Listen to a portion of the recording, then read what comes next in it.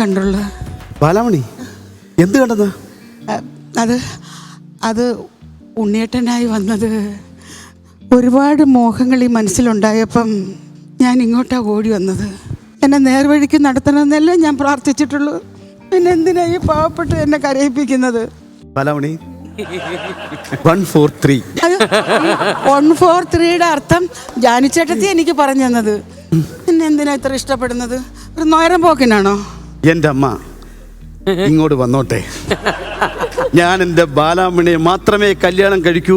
എനിക്ക് എൻ്റെ ബാലാമണിയെ ഒത്തിരി ഇഷ്ടമാണെന്ന് ഞാൻ അമ്മോട് പറയും. സത്യം? എന്നാ സത്യം ചെയ്യ്. ഗുരുവായൂരപ്പനെ വിളിച്ച് സത്യം ചെയ്യ്. ബാലാമണി, 143.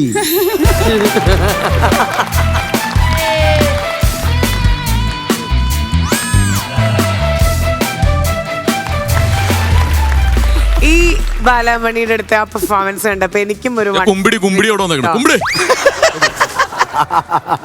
ഈ ബാലാമണിയുടെ അടുത്തേ ഈ പെർഫോമൻസ് നമ്മളും കണ്ടപ്പോ നമുക്കൊരു 143 തോന്നിയേ.